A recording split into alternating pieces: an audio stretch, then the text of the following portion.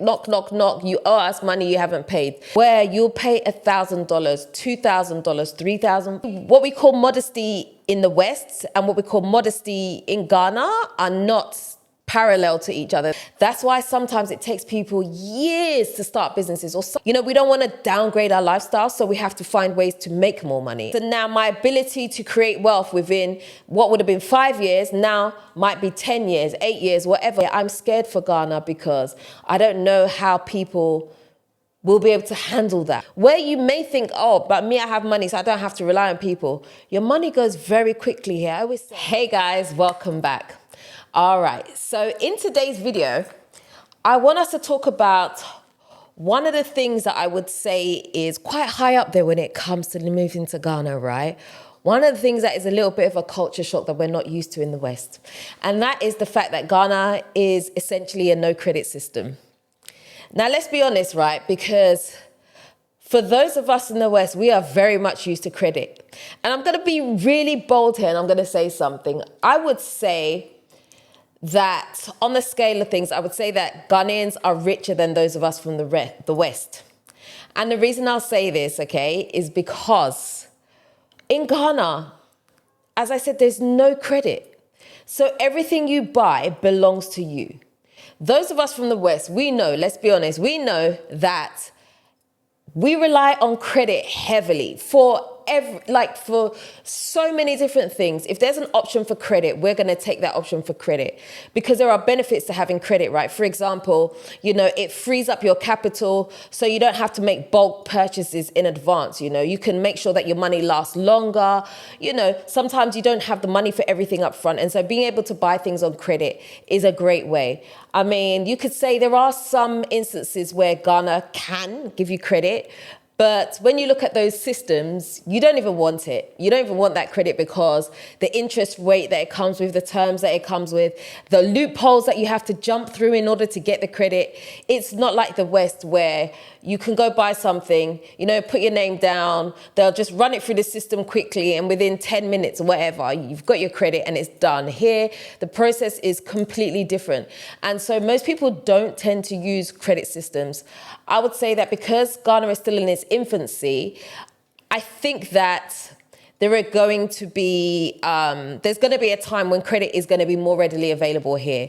But for right now, it's not here. And so if you're used to a life where you live by credit, you might find it's a bit of a culture shock when you come to Ghana because it is not accessible like that. Anything that you want to buy, bring your cash. That's just how it is. There was a store that was opened here, Game, I think. Yeah, it's called Game. It closed down probably about a year ago now, I'd say. Probably about a year ago. I think Game, from what I used to hear, it was similar to Walmart in the States, right? But it was just a different name.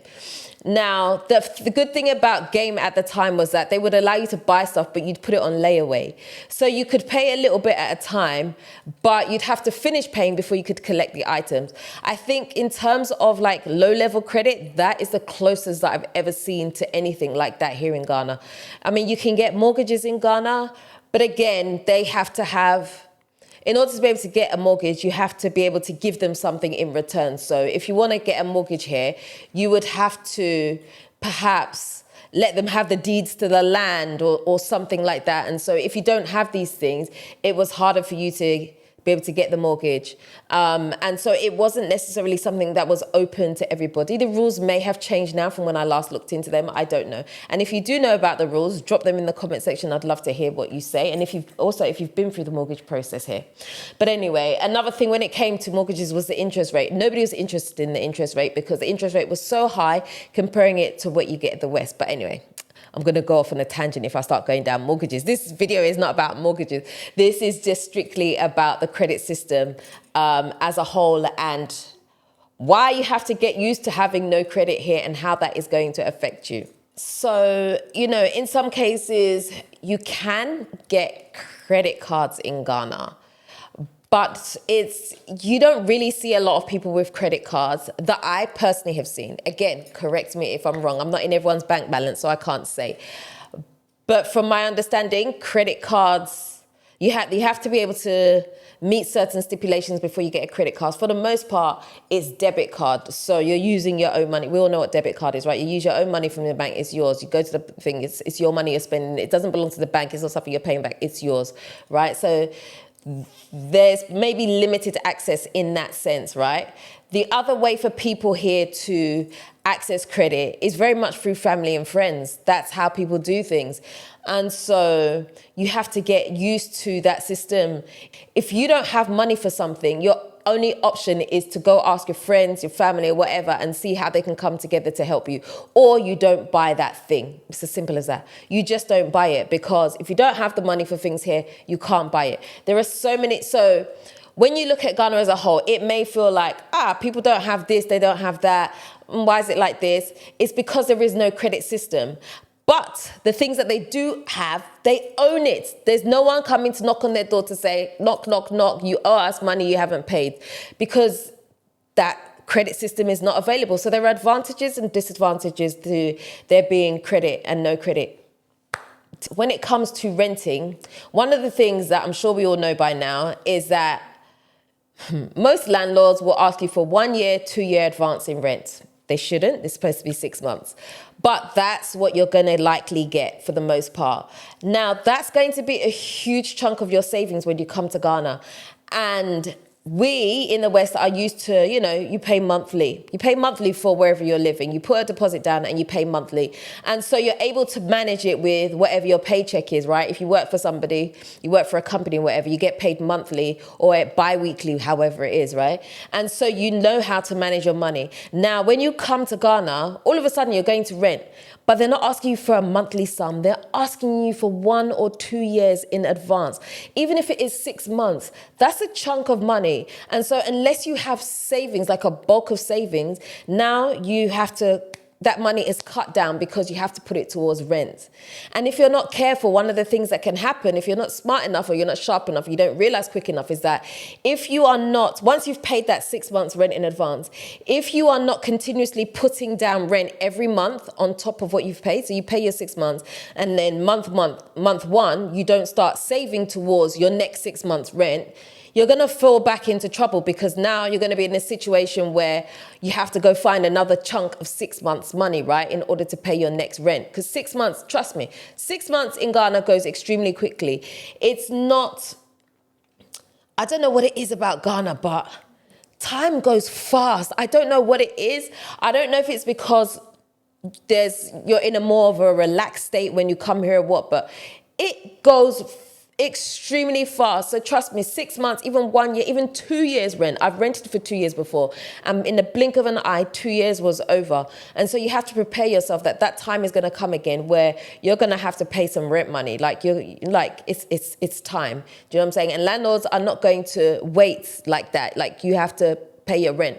And so you have to prepare and make sure that every month you're putting money aside so that when your 6 months is due for your rent to be paid again, that you have those funds available. And that's not something that we're necessarily used to doing. So we're not used to having to put this bulk money. And let's be honest, a lot of us, if we were told to do that in the West, pay 6 months up front, a lot of us would freak out because we can't.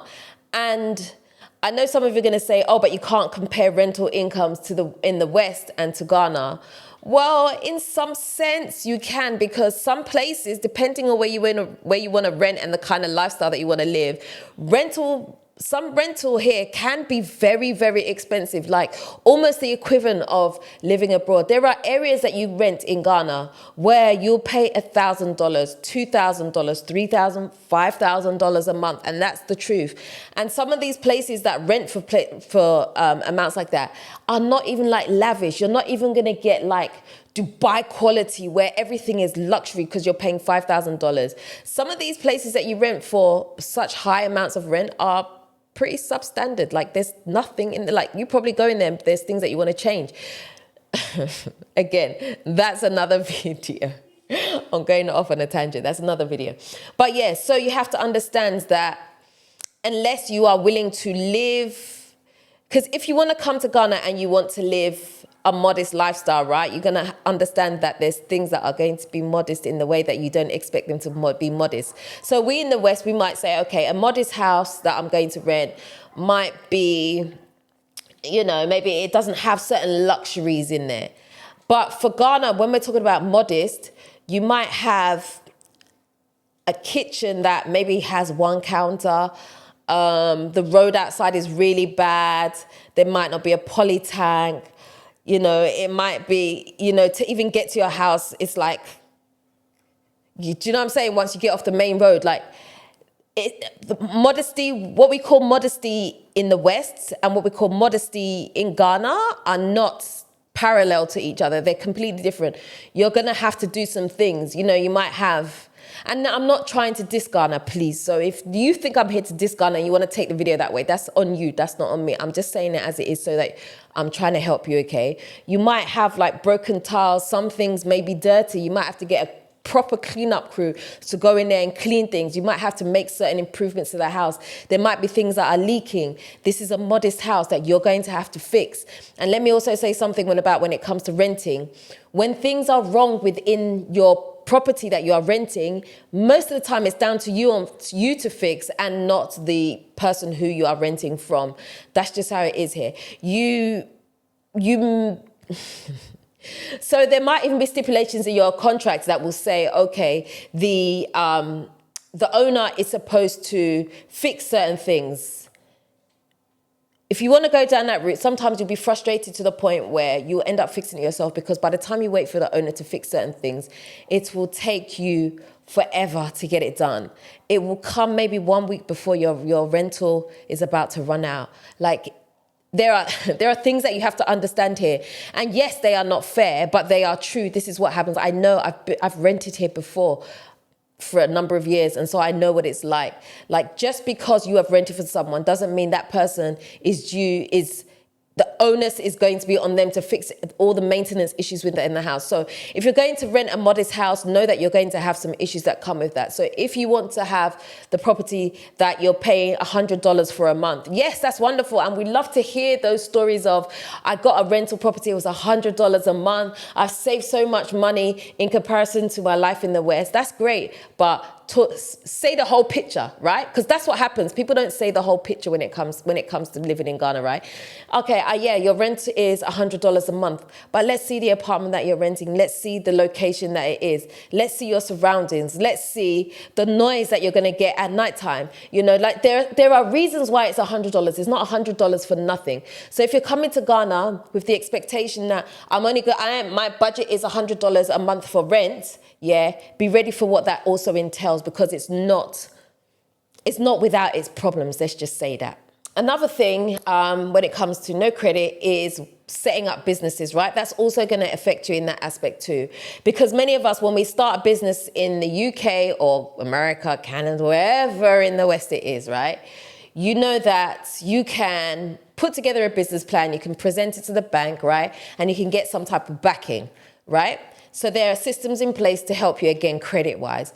Come to Ghana, those things are not as readily available. There may be places now that are popping up slowly, but those systems are not available for you. So if you want to start a business here, you're going in with whatever cash you have in the bank, whatever savings you have.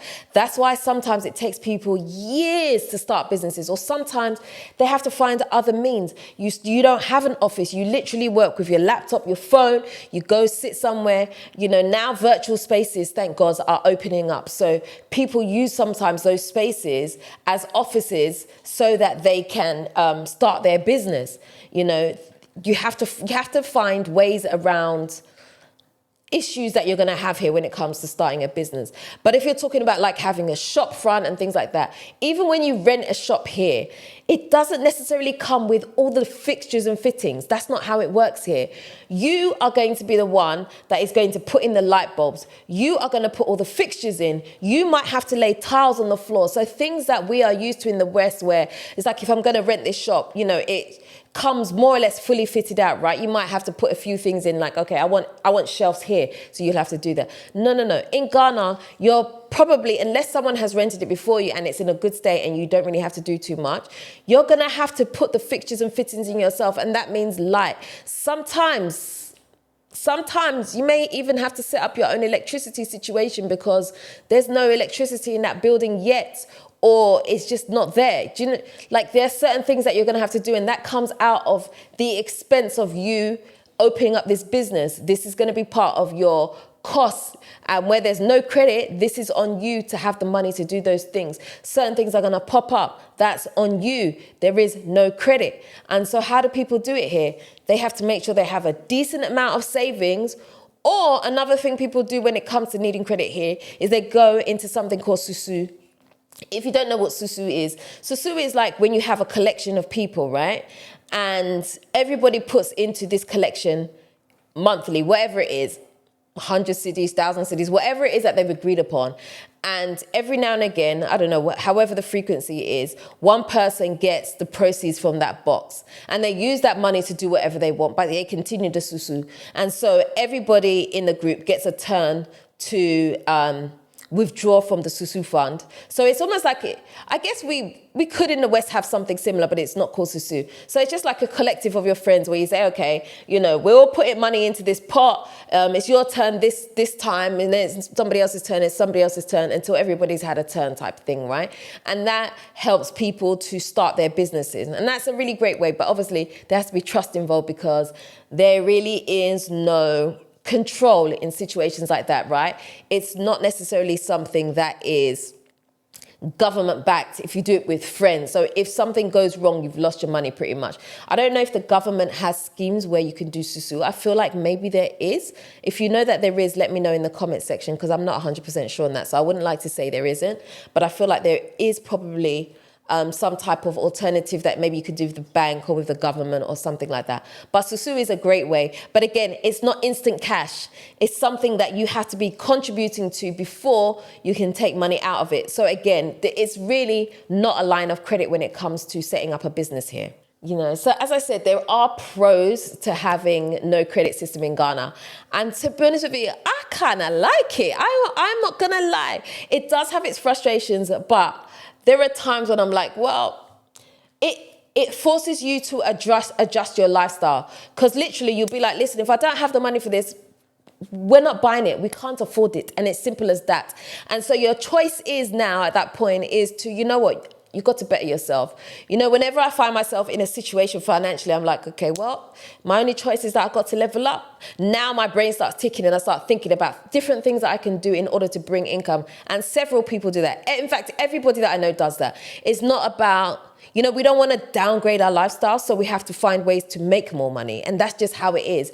And so it gets your brain going. And so there's positives in that, where you're like, okay, you become, that's what I'm saying. Like, that's why I say Ghana's for the entrepreneur, right? It's for people who don't mind some hustling things. So now you start to think, your ideas start flowing. How can I do this? What can I do here? What can I do there? And you'll be surprised at how creative you can actually get, because you're in a corner and you have to find a way out. So in some sense, when you're able to pull things off, like when you're able to buy the thing that you've been trying to buy for ages, it feels good. Like that sense of achievement is priceless, because you're like, you know what, I can do this. You start to have a certain type of belief in yourself, like, I can get this done. Whereas in the West, had that happened and you have these credit lines to fall on, you're like, okay, you get the credit. And then sometimes if you're not careful, because you become complacent, because, you've managed to get this thing and you're not able to keep up your payments, you start to fall behind. And before you know it, you get into debt, you get into debt, you get into debt.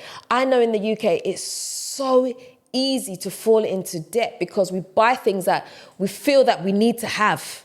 Because to us, these are luxuries. Luxuries in the UK are not the same as luxuries in Ghana. For us, in Ghana here, people consider having internet a luxury. That's not necessarily a luxury, but we consider internet a luxury. We consider, having, I don't know, I can't think of an example. Right? Certain things are just luxuries. Some people will even say having water flowing out of your pipe is a luxury. Do you know what I mean? That's standard in the UK. Like, what do you mean? Like, you have a right to water in the West. You have a right. You should have, every household, everywhere you go, even shops should have internet. I was shocked that when I went to the States, that almost every shop that you go into has free access to internet. I'm like, what a wow. I have never seen that. I don't even know if that was there when I was in the UK. I can't remember. But in Ghana, it's not like that. Walk into a shop, it's unusual. In fact, I don't know any stores here that give out free Wi-Fi just because you're in the store shopping or whatever. You'll get it maybe in cafes or, places like that because people go there with their laptops, they work, right? So sometimes the internet works there and sometimes it doesn't. But that's not a standard thing. And so it's almost like in the West, it's a right to have access to internet. It's not a right in Ghana to have access to internet. But anyway, I'm digressing again, so let me bring myself back. So yes, there are definitely pros to having no credit in Ghana because it builds you, it builds character, it builds grit, it builds resistance, it builds your entrepreneurial spirit. And that's a great thing to have, although we don't like the process of having to go through those things because it's hard. When you really want something and you feel like you need it right now and it's a no because your bank balance says you can't do it, that's tough. But when you do eventually get that thing, you appreciate it so much. I don't know if you guys have ever noticed the way Ghanaians can look after something that they have. I'm not talking about house maintenance. That's a different thing. They don't do maintenance here in Ghana. Let me just say that. But when it comes to like things like shoes, have you ever seen Ghanaians with shoes, even white shoes, the way they will polish it and clean it? That thing, they've had it for years and it is as bright as anything because they know that they paid their money for it and they're going to look after it. So they will clean. That thing is, oh my God, it's in pristine condition.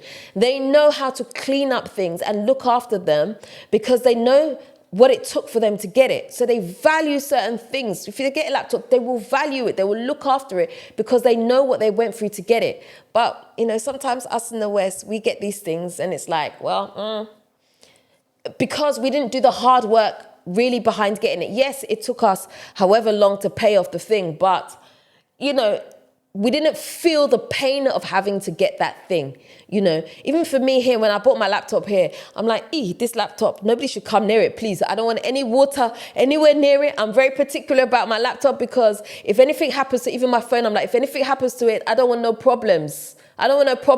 Here in Ghana, we don't have insurance on some things, right? So your iPhone goes missing. What do you do next? You have to buy an iPhone all over again. We know iPhones are not cheap. You have to buy it again. Whereas in the UK, I could say, oh, my iPhone is lost or whatever. And probably by the next day, I can have it replaced. It's not like that here. So there are advantages and disadvantages on both sides, right? Some of the cons when it comes to having no credit here is that it's more difficult to build wealth. It's harder. This process is slower, as I've said before. You can't just get up and do something today. It takes time. There are times when you might have a great idea for something. You have this amazing business idea, but you can't do it yet because you don't have startup capital. Now, you can only pray that someone else doesn't walk into that idea and do it before you, because as I said, you'd be the first or you'd be the best, right? And so you're stifled. You can't go as fast as you want to go because you've got this chain on your legs because you don't have access to capital. So unless someone is willing to invest in you and sees your great idea and wants to help run with it, it's like you're stuck. I could say, you know what, I have this idea for this amazing shop. This shop is going to be amazing. But you know what, I can't move because I don't have the funds to go and rent a shop. I don't have the funds for the advance payment that it's going to take. I don't have the funds for the stock. I don't have the funds for this and that. I just don't have the funds. And so I'm stuck. So now my ability to create wealth within what would have been 5 years now might be 10 years, 8 years, whatever, because I need startup capital before I can do it. So building wealth can be slower, a much slower process, unless you can come up with some ways around how you're going to tackle that. It's just going to be slower. Even making big purchases, again, it's going to be slower. When it comes to buying a house in Ghana, again, like I've already touched on mortgages, not many people go for mortgages because of the stipulations that come with getting a mortgage. But then you want to buy a house. How do you buy a house if you don't really have access to credit like that? How does it work? Even when you go to a developer and you want to buy a house, right? They'll ask for a deposit up front, and an average is like 2 years to pay. 2 years to finish paying a house. How many people could finish paying for a house in 2 years? It's tough. It's really, really tough. And that's why there's such a housing crisis here, because we have developers who are trying to build these amazing houses, and some houses are nice, let's be honest. Some houses can be really nice, the new ones that are coming up.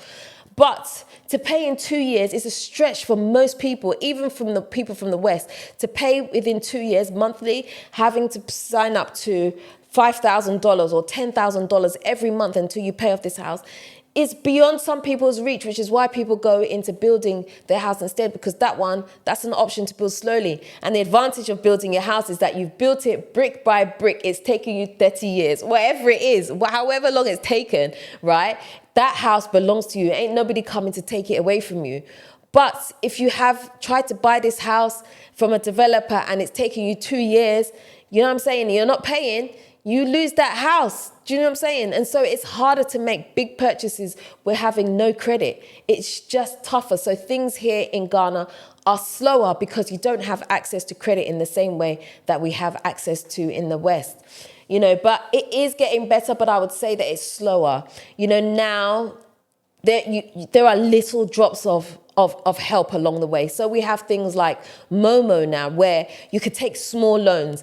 And when I say small loans, I do mean small loans. Like here, you could borrow 500 cedis type thing. You know, you have to pay it back before they'll allow you to do anything else. You know, there are stipulations to that as well. But it's like, for those of us from the West, 500 cedis is not going to do a great deal.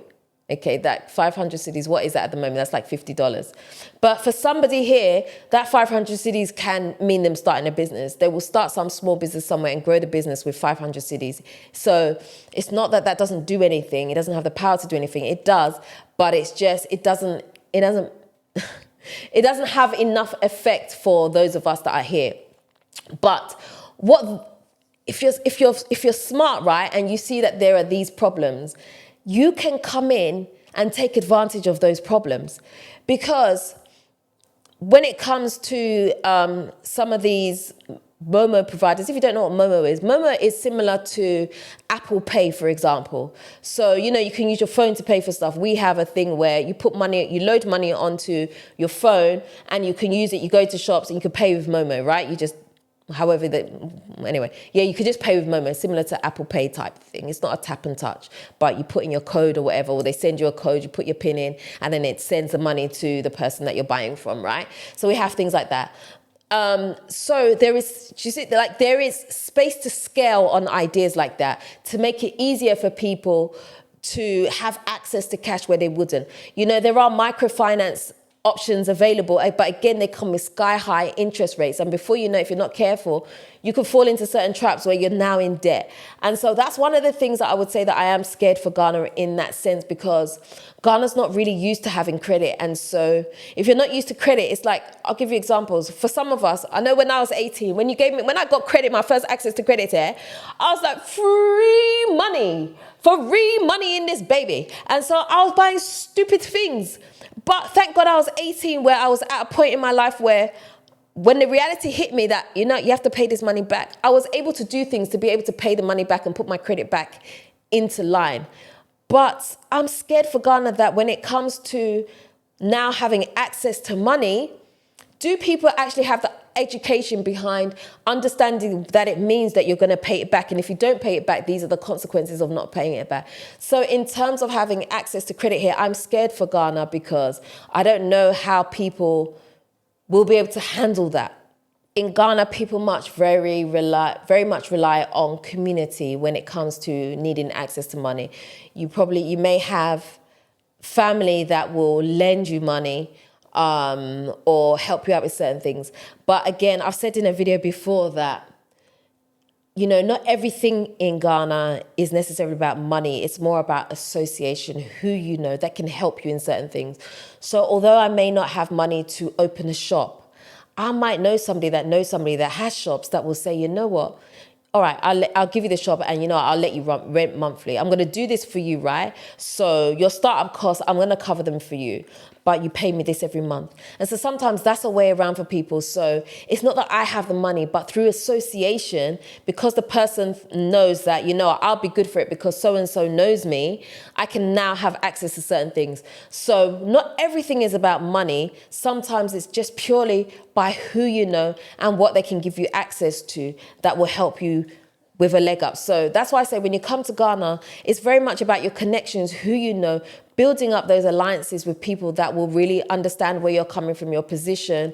And so that helps. And so I always say to people, when you come to Ghana, don't be rude to people, because Ghana is so small that you be rude to someone today, you bump into that person tomorrow. And chances are you may need that person's help, or that person is your doorway to your opportunity. You'll be surprised because there are people walking around here, you don't know what they do. So that's why I say when you come to Ghana, hey, when you come to Ghana, don't come with so much entitlement, because you're having to learn a system that you know nothing about. And so if you come to Ghana with the entitlement, you put people off immediately. They won't give you chances. So where you may think, oh, but me, I have money, so I don't have to rely on people. Your money goes very quickly here. I always say money in Ghana, it's like trying to hold on to water. It just falls through your hands if you're not careful. You can easily spend 1,000, 2,000, 5,000 cedis in a day here. It's so easy to do. You wouldn't necessarily do that in the West. You wouldn't necessarily in the States spend $500 in a day unless you know what you've used it for. You can pretty much account for the money. Same as the UK. I wouldn't spend that money. I can account for if I have £100 in my hand. I can pretty much track where I spent that money. In Ghana, it's so difficult. Money just flows. And if you don't believe me, come here and try it and see how quickly you can spend money. It is extremely quick. Money finishes very fast. So you have to be able to navigate how you're going to make that work in terms of your spending habits and things like that. But anyway, I don't want to go too much into that, because I feel like living cost is another thing, and I'll do that in a separate video. But that's it for now. But I'd love to hear your experiences. What has it been like for you adjusting to there being no credit system in Ghana? How have you managed to handle that? What ways have you used to navigate and go around some of these issues? Or was it not a problem for you? Have you managed to get access to finance somehow to be able to do some of the things you wanted to do? Let me know in the comment section. I'd love to hear it. But that's the end of today's video. I hope you've enjoyed it. And that's it. I'm going to stop right there.